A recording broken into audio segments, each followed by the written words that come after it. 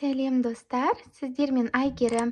Бүгін біз сіздермен өте дәмді хичини пісіретін боламыз. Жасалу жолы хачапуриге ұқсас, бірақ дәмі өзгеше. Видеомды соңына дейін қарап, міндетті түрде жасап көріңіздер. Әлі алда көптеген ерекше рецептермен бөлісетін боламын. Жіберіп алмас үшін каналыма тіркеліп кетіңіздер. Ең алдымен қамырын елеп алатын боламыз. Қамырына жылы сүт, ұн, тұз, бір жұмыртқа және ашытқы қажет. Барлықтарының құрамдарын описание бөліміне жазып кеттім. Енді жылы сүтімізге ашытқымызды саламыз, тұзымызды саламыз, бір араластырып аламыз. Енді осыған бір жұмыртқамызды саламыз, тағы бір араластырамыз. Енді осыны таза ыдысымызға құямыз. Сұйық массамызға ұнымызды қосып отырып, қамыр елеп алатын боламыз.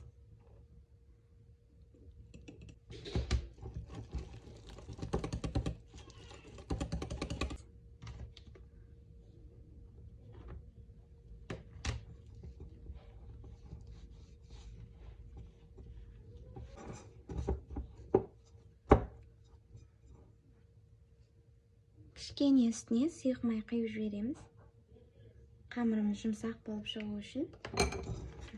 Осылай май құйып тағы да 3-4 қайтара елеп аламыз.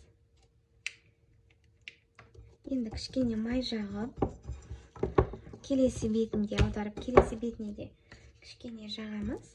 Көп емес, кішкене ғана. Қамырымыз дайын. Енді осының бетін салафанмен жауып, жылы жерге орамалмен орап, 1 сағатқа қойып алатын боламыз. Әзірге салмасын дайындап аламыз. Салмасына қайнатылып піскен картошка, ірімшік болмаса брынза қоссаңыздар да болады, және көк пияз. Петрушка қосуға болады. Менде петрушка болмағандықтан көк пияздың өзін қосамын. Көк пиязымызды майдалап турап аламыз. Таза ыдысымызға саламыз. Осының үстіне ірімшігімізді үккіштен өткізіп аламыз. Картопымызды үккіштен өткіземіз.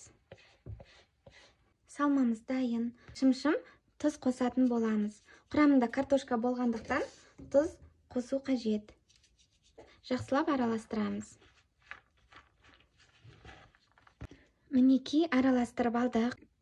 Енді қақпақпен бетін жауып, тоңазытқышқа 10 минуттай қойып аламыз. Мінекей 1 сағат өтті. Қамырымыз дайын, көтерілген. Қамырымызды табағымыздан шығарамыз.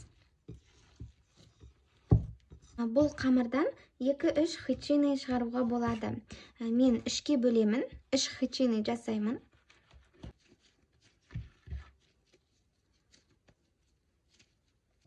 Қазір бір-біртінде пісіретін боламыз, сондықтан қалған 2 бөлігін шетке алып, орамалмен бетін жауып қоямыз, қамырымыз кеуіп кетпес үшін. Енді біреуін жаятын боламыз.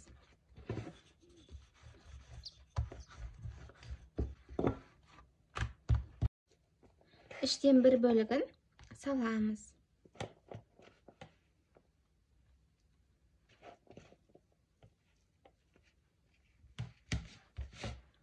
Кішкене қолымызбен жаймалап жібереміз. Мінекей, енді қамырымызды ораймыз.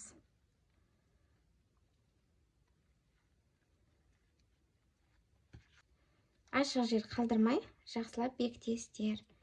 Енді келесі бетіне аударамыз. Тағы да жаятын боламыз. Ең бастысы, қамырымыз жыртылып кетпесін. Ақырын ғана үлкейтіп жайып шығамыз. Мінекей дайын. Қалғандарында осылай жасап шығамыз.